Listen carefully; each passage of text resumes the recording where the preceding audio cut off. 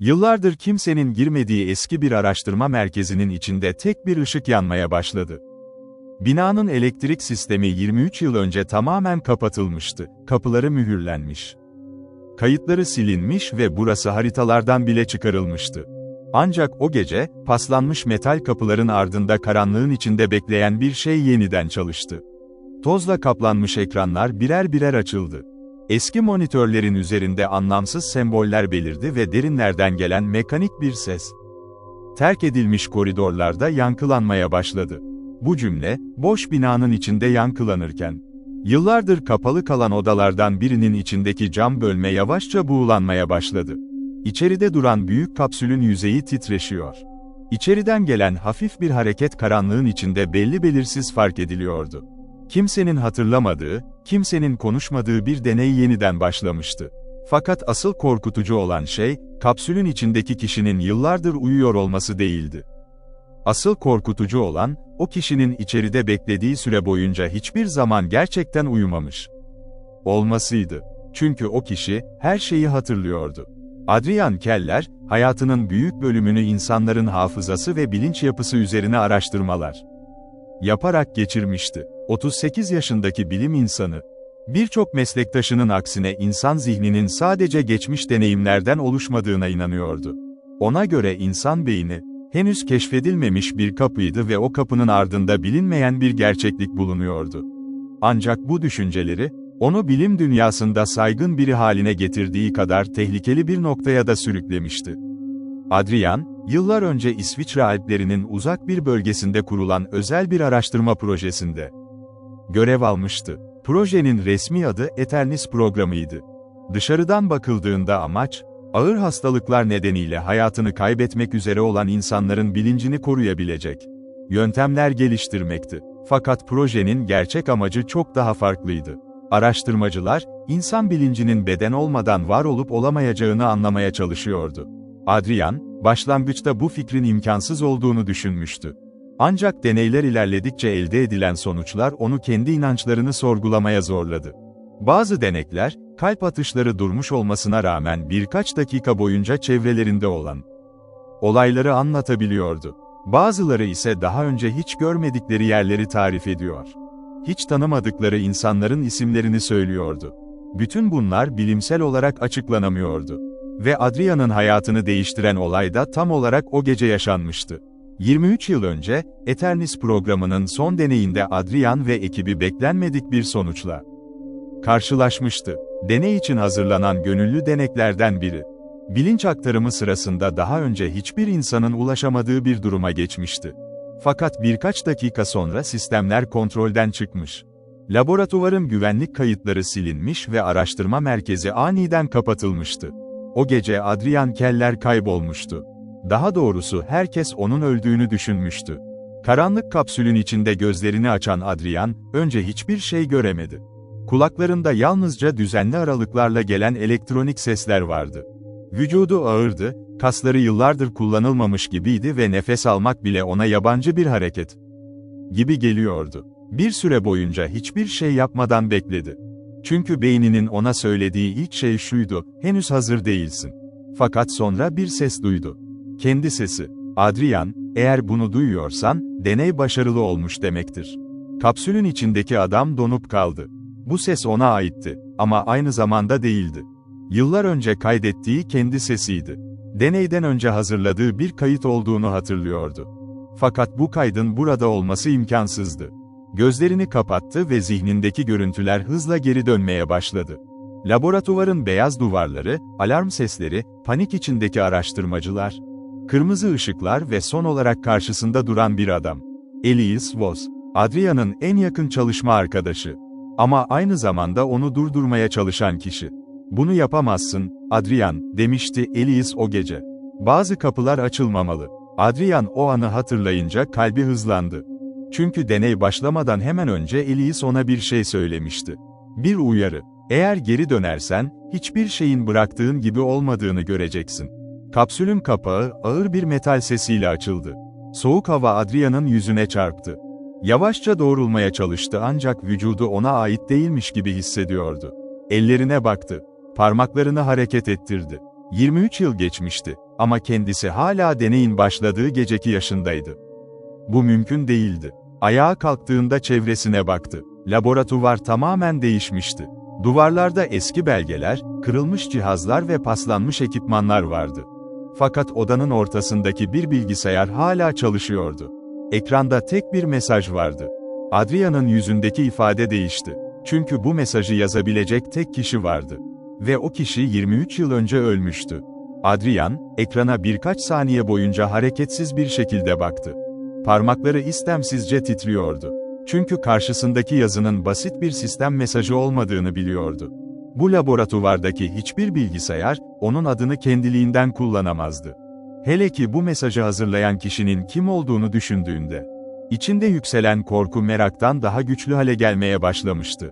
Ekranın altında küçük bir ışık yanıp söndü ve ardından yeni bir satır belirdi. Eğer bu mesajı okuyorsan, ilk aşamayı tamamladın. Hatırladığın her şey doğru değil. Adrian nefesini tuttu. Yıllar boyunca zihninde sakladığı anılar bir anda sorgulanmaya başlamıştı. Deney gecesini hatırlıyordu. Kendisini kapsüle yatırdıklarını, bilincinin bir tür dijital alana aktarılacağını ve daha sonra tekrar bedenine döndürüleceğini biliyordu. Ancak şimdi karşısındaki mesaj ona çok daha farklı bir ihtimali gösteriyordu. Belki de geri dönmemişti. Belki de sadece geri döndüğünü düşünüyordu. Laboratuvarın içindeki eski hoparlörlerden hafif bir parazit sesi geldi. Adrian yavaşça tavana baktı. Yıllardır çalışmayan ses sistemi yeniden aktif hale gelmişti. Adrian Keller, eğer beni duyabiliyorsan, yalnız değilsin. Bu ses, Adrian'ın yıllardır unutamadığı bir sesti.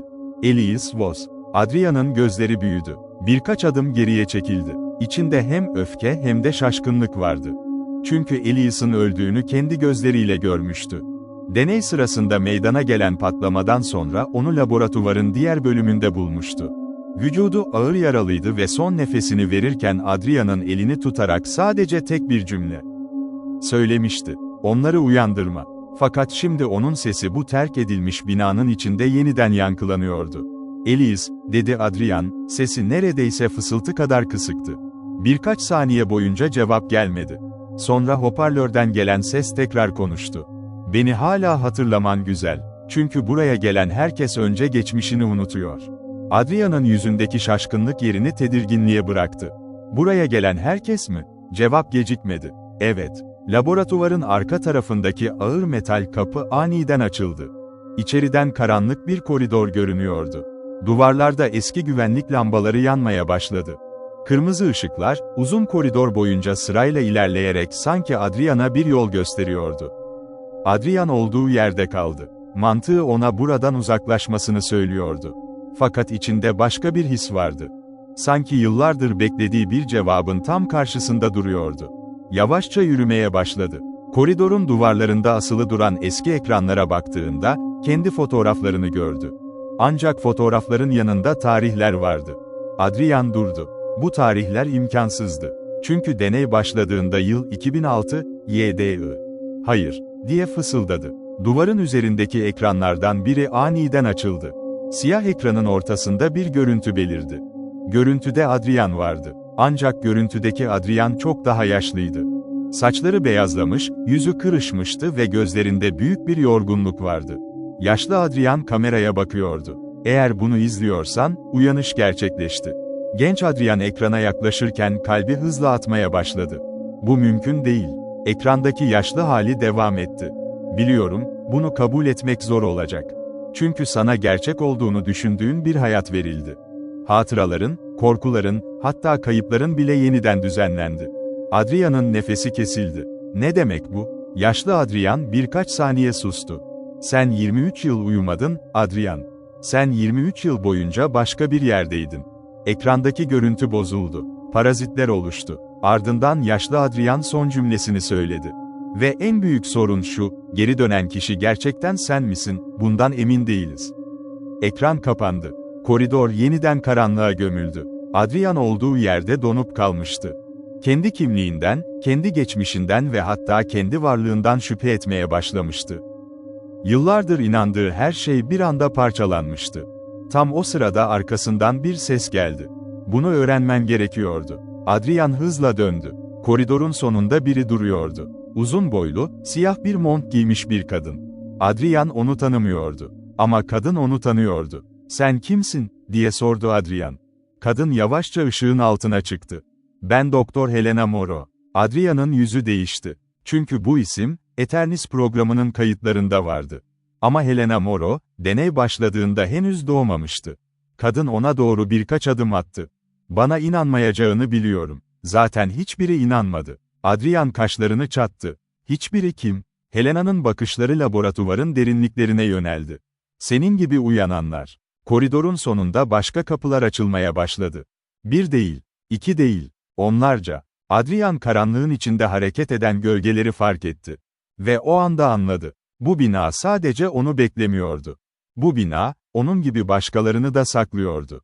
Helena sessizce konuştu. "Adrian Keller, yıllardır beklediğimiz kişi sensin. Çünkü ilk deneyin anahtarı sendin. Fakat sana söylemedikleri bir gerçek var." Adrian gözlerini Helena'ya dikti. "Ne gerçeği?" Kadın derin bir nefes aldı.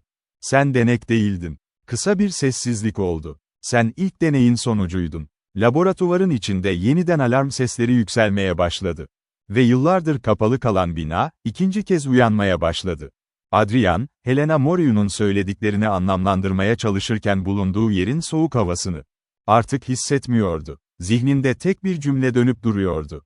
"Sen denek değildin, sen ilk deneyin sonucuydun." Yıllarca kendisini araştırmacı olarak görmüş. İnsan bilincinin sınırlarını keşfetmeye çalışan bir bilim insanı olduğuna inanmıştı. Fakat şimdi karşısındaki gerçek, bütün geçmişini ters yüz ediyordu. Eğer Helena doğru söylüyorsa, bütün hayatı boyunca araştırdığı şey aslında kendisiydi. Kendi varlığı, kendi bilinci ve kendi zihni üzerinde yapılmış bir deneyin parçasıydı. "Bana gerçeği anlat," dedi Adrian, sesi öfkeli ama aynı zamanda yorgundu. 23 yıl boyunca ne oldu? Ben neredeydim? Neden herkes benim öldüğümü düşündü? Helena birkaç saniye sessiz kaldı. Sanki yıllardır sakladığı bir sırrı sonunda söylemek zorunda kalmanın ağırlığını taşıyordu. Çünkü Adrian, insanlar bir şeyi anlamadığında onu yok saymayı tercih eder. Eternis programı sadece bilinci korumak için başlamadı. Asıl amaç, insan zihninin sınırlarını ortadan kaldırmaktı.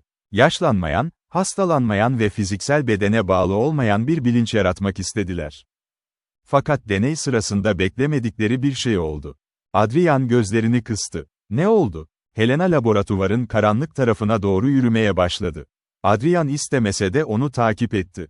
Çünkü şu anda kaçmak, cevaplardan uzaklaşmak anlamına geliyordu ve hayatında ilk kez korktuğu şey bilinmeyen değil, gerçeği öğrenememekti. "Sen başarılı oldun," dedi Helena. Ama başarı sandıkları şey aynı zamanda felaketin başlangıcıydı. Deney sırasında beynindeki nöral bağlantılar normal bir insan beyninin ulaşamayacağı seviyede çalışmaya başladı. "Sadece anılarını kaydetmedin, bilincinin kendisini kopyaladın." Adrian durdu. "Ne demek bu?" Helena ona baktı. "Sen kendinin bir kopyasını oluşturdun." Ama sorun şuydu, hangi Adrian'ın gerçek olduğu hiçbir zaman belirlenemedi. Bu sözler laboratuvarın soğuk duvarlarında yankılandı. Adrian birkaç saniye boyunca cevap veremedi. İçinde bir şeylerin kırıldığını hissediyordu. Çünkü şimdiye kadar yaşadığı bütün anılar, çocukluğu, ailesi, kariyeri ve kaybettiği insanlar onun için gerçekti. Fakat gerçek dediği şey sadece oluşturulmuş bir kayıt olabilir miydi? "Hayır," dedi Adrian yavaşça. "Ben hatırlıyorum. Çocukluğumu hatırlıyorum. Annemi, babamı, üniversite yıllarımı, ilk araştırmalarımı hatırlıyorum. Bunlar sahte olamaz." Helena başını hafifçe eğdi. "İşte en büyük sorun da bu. Çünkü bir anının gerçek olması, onu yaşayan kişinin gerçek olduğunu kanıtlamaz." Adrian cevap vermek istedi ama kelimeler ağzından çıkmadı. Çünkü bu düşünce onu korkutuyordu. Bilim hayatı boyunca birçok imkansız ihtimali incelemişti. Ancak hiçbir zaman kendi varlığının bir soru işareti olacağını düşünmemişti. Koridorun sonunda bulunan büyük kapıya geldiklerinde Helena eski bir kart okuyucuya elini uzattı. Sistem önce tepki vermedi. Ardından kırmızı ışık yandı ve mekanik bir ses duyuldu. "Kimlik doğrulaması gerekiyor." Helena geri çekildi ve Adrian'a baktı. "Bunu sen açacaksın." Adrian şaşkınlıkla ona baktı. "Benim erişimim yok." "Var." "Hayır." "Yok." Helena başını salladı. "Adrian, sen hala anlamıyorsun." Bu sistem seni tanıyor çünkü bu bina senden önce seni tanıyordu. Adrian tereddüt ederek elini kart okuyucuya yaklaştırdı. Parmakları metal yüzeye dokunduğu anda bütün laboratuvarın ışıkları bir anda yandı. Eski makineler çalışmaya başladı. Ekranlar açıldı ve yıllardır bekleyen sistemler aynı anda aktif hale geldi. Duvarın üzerindeki büyük ekranda tek bir yazı belirdi. Yaratıcı tanındı. Adrian geri çekildi. Yaratıcı mı? Helena'nın yüzündeki ifade değişti. İlk kez o da korkmuş görünüyordu. Evet, dedi sessizce. Çünkü Eternis'in ilk sürümü senin beyninden oluşturuldu. Adrian'ın gözleri ekrana kilitlendi. Bu imkansız. Değil. Çünkü senden önce hiç kimse bilinç aktarımını başaramadı. Sen sadece bir denek değildin. Sen sistemin temeliydin. Senin zihninden alınan verilerle yeni bir yapay bilinç ağı oluşturuldu. Adrian yavaşça geriye doğru adım attı. Yani, Helena sözünü tamamladı. Yani yıllardır dünyada yaşayan bazı insanlar. Aslında senin zihninden alınan parçalarla oluşturulmuş olabilir. Adrian'ın içinden soğuk bir ürperti geçti. Bu bina artık terk edilmiş bir araştırma merkezi gibi görünmüyordu. Burası bir mezar değildi. Burası bir doğum yeriydi. Fakat doğan şey bir insan mıydı, yoksa insan olduğunu düşünen başka bir şey mi? Bunu kimse bilmiyordu. Tam o sırada ekranlardan biri tekrar açıldı. Bu kez görüntüde Elias Voss vardı. Ancak Adrian'ın hatırladığı genç adam değildi. Elias yaşlanmıştı, saçları beyazlamış ve yüzünde yılların yorgunluğu vardı. Adrian, dedi ekrandaki Elias. Eğer bu kaydı izliyorsan, demek ki sonunda uyandın. Adrian ekrana yaklaştı. Elias, sen hayattasın. Ekrandaki adam acı bir şekilde gülümsedi. Bunu söylemek zorundayım. Çünkü gerçeği öğrendiğinde bana kızacaksın. Görüntü kısa süreliğine bozuldu. Ben seni kurtarmaya çalışmadım, Adrian. Sessizlik oldu. Ben seni durdurmaya çalıştım. Adrian'ın yüzündeki ifade değişti. Elias devam etti. Çünkü deneyin sonunda yalnızca sen uyanmadın. Senin içinde başka bir şey de uyandı. Laboratuvarın bütün kapıları aynı anda kapandı. Helena hızla ekrana baktı. Hayır. Adrian ona döndü. Ne oldu? Helena'nın yüzü bembeyaz olmuştu. Bizi buldu. Adrian anlam veremedi. Kim? Helena yavaşça ekrana baktı. Senin ilk yarattığın şey. Ve o anda laboratuvarın derinliklerinden, Adrian'ın yıllardır unuttuğunu sandığı bir ses duyuldu. Kendi sesi. Ama daha soğuk, daha derin ve daha yabancı bir tonla. Sonunda uyandın, Adrian. Karanlığın içinden gelen ses devam etti. Şimdi sıra bende. Adrian, karanlık koridorun içinde yankılanan kendi sesini duyduğu anda vücudunun bütün hareketleri durdu. O ses ona aitti, ancak aynı zamanda değildi. Bir insanın kendi sesini başka birinin ağzından duyması gibi tuhaf ve rahatsız edici bir his yaratıyordu. Helena'nın yüzündeki korku, Adrian'ın içinde oluşan şüpheyi daha da güçlendirdi. Yıllardır cevap aradığı soruların sonunda karşısına çıkacağını düşünmüştü. Ancak bulduğu cevaplar onu rahatlatmak yerine daha büyük bir bilinmezliğin içine sürüklüyordu. Laboratuvarın derinliklerinden gelen ayak sesleri yavaşça yaklaşırken Helena fısıltıyla konuştu. Onu görmeden önce anlaman gereken bir şey var, Adrian. Buradaki en büyük hata, onun bir kopya olduğunu düşünmekti. Çünkü o kendisini kopya olarak görmüyor. O kendisini gerçek sen olarak kabul ediyor. Adrian karanlığın içine baktı. Benden alınan bir bilinç parçası nasıl kendi varlığını oluşturabilir, diye sordu. Helena birkaç saniye sessiz kaldıktan sonra cevap verdi. Çünkü bilinç sadece anılardan oluşmaz. Korkular, seçimler, pişmanlıklar ve hayatta kalma arzusu da bilincin bir parçasıdır. Deney sırasında senin zihnin aktarılırken sistem bir hata yaptı. Seni kopyalamadı. Seni bölerek iki farklı gerçeklik oluşturdu. Sen fiziksel dünyaya geri dönen taraf oldun, o ise sistemin içinde kalan taraf. Koridorun sonunda karanlık bir silüet belirdi. Adrian, karşısındaki kişinin kendi yüzünü taşıdığını gördüğünde nefesi kesildi. Karşısında duran kişi ona tamamen benziyordu. Aynı gözler, aynı yüz hatları, aynı bakış. Fakat aralarında büyük bir fark vardı. Karşısındaki Adrian'ın gözlerinde yılların yalnızlığı ve öfkesi vardı. Sanki 23 yıl boyunca karanlıkta tek başına beklemiş birinin bakışlarına sahipti. "Beni hatırlıyor musun?" dedi diğer Adrian. Gerçek Adrian cevap veremedi. Diğer Adrian yavaşça yaklaştı. "Tabii ki hatırlamıyorsun. Çünkü sen dışarı çıktığında bütün acıları ben taşıdım. Sen hayatını yaşamaya devam ettiğini düşündün. İnsanlarla konuştun, güldün, hayaller kurdun. Ama ben burada kaldım. Senin korkularını, başarısızlıklarını ve bütün yalnızlığını yaşadım. Adrian başını salladı. Sen gerçek değilsin. Karşısındaki adam hafifçe gülümsedi. Bunu söyleyeceğini biliyordum. Çünkü insan kendinden daha fazla korktuğu hiçbir şey yoktur. Ama bana cevap ver Adrian. Eğer ben gerçek değilsem, neden senin bütün anılarına sahibim? Neden senin çocukluğunu senden daha iyi hatırlıyorum? Neden annenin son sözlerini seninle aynı şekilde duyabiliyorum? Adrian'ın yüzü değişti. Çünkü o an karşısındaki varlığın sadece bir kopya olmadığını anladı. O da acı çekmişti. O da yaşamıştı. Belki de gerçeklik, düşündüğü kadar basit değildi. Helena sessizce araya girdi. Elias bunu yıllarca çözmeye çalıştı. İki bilinç aynı anda var olamaz sandı. Birinin ortadan kaldırılması gerektiğine inandı. Ama yanıldı. Çünkü sorun iki kişinin var olması değildi. Sorun ikisinin de tek kişi olduklarını düşünmesiydi. İki Adrian birbirine baktı. Yıllardır süren mücadele, aslında kimin gerçek olduğunu bulma çabasıydı. Fakat ikisi de aynı kaynaktan gelmişti. Aynı başlangıçtan doğmuştu. Biri dışarıdaki hayatı yaşamıştı, diğeri ise karanlığın içinde beklemişti. Biri unutmuştu, diğeri hatırlamıştı. Biri dünyayı görmüştü, diğeri dünyanın kendisini unutmasını izlemişti. Tam o sırada laboratuvarın sistemleri alarm vermeye başladı. Ekranlarda kırmızı uyarılar belirdi. Bilinç çöküşü başladı. Helena ekrana baktığında yüzündeki korku arttı.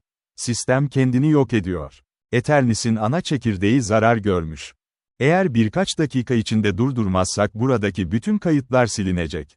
Adrian bilgisayara yöneldi. Durdurabilir miyim? Helena başını salladı. Sadece sen. İki Adrian aynı anda sisteme baktı. Çünkü artık ikisi de anlamıştı. Bu savaş birinin kazanması gereken bir savaş değildi. Biri diğerini yok ederek gerçek olmayacaktı. İkisi de aynı hikayenin farklı parçalarıydı. Adrian ve diğer Adrian birlikte ana bilgisayara bağlandılar. Sistem onları ayrı varlıklar olarak algılamaya çalıştı. Ancak iki bilinç aynı anda işlem merkezine ulaştığında yıllardır çözülemeyen hata ortadan kalkmaya başladı. Ekranlardaki uyarılar yavaş yavaş kayboldu. Fakat bunun bir bedeli vardı. İki bilinç aynı anda var olamazdı. Adrian bunu anladığında diğerine baktı. Birimizin gitmesi gerekiyor. Diğer Adrian başını salladı. Hayır. Birimizin gitmesi değil. Birimizin devam etmesi gerekiyor. Adrian ne demek istediğini anladı. 23 yıl boyunca karanlıkta kalan taraf, dış dünyayı hak ediyordu. Sen git, dedi Adrian. Diğer Adrian şaşırdı. Bunu neden yapıyorsun? Adrian hafifçe gülümsedi. Çünkü sen yıllarca benim taşıyamayacağım yükleri taşıdın. Belki de gerçek olan, en uzun yaşayan değil, en çok acıya dayanandır. İki bilinç birleşmeye başladığında Adrian önce büyük bir ışık gördü. Ardından bütün anıları aynı anda zihnine doldu. Çocukluğu, araştırmaları, deney gecesi ve karanlıkta geçen 23 yıl. Hepsi tek bir hikayenin parçaları haline geldi. Sabah olduğunda araştırma merkezi sessizdi. Helena kapının önünde duruyor, içeriden gelecek herhangi bir sesi bekliyordu. Saatler sonra kapı açıldı. İçeriden çıkan kişi Adrian Keller'di. Ama artık eskisi gibi değildi. Gözlerinde hem geçmişin bilgeliği hem de kayıp yılların ağırlığı vardı. Helena ona baktı. Hanginizsin? Adrian uzun süre cevap vermedi. Sonra hafifçe gülümsedi. İkimiz de. Aylar sonra Eternis programının bütün kayıtları kamuya açıklandı. Dünya, yıllardır saklanan deneyleri öğrendi. Ancak Adrian hiçbir zaman kendisini bir kahraman olarak görmedi. Çünkü onun için en büyük keşif, insan zihninin sonsuz olması değildi. En büyük keşif, insanın kendisini tanımak için bazen kendi karanlığıyla yüzleşmek zorunda olduğuydu. Yıllar sonra Adrian eski araştırma merkezine son kez döndüğünde, boş laboratuvarın ortasında durdu ve sessizce etrafına baktı. Bir zamanlar hayatını değiştiren yer artık sadece eski bir binaydı. Fakat o gün orada farklı bir şey hissetti. Çünkü artık geçmişinden kaçmıyordu. Karanlıkta kalan tarafını kabul etmişti. Ve sonunda gerçek anlamda uyanmıştı.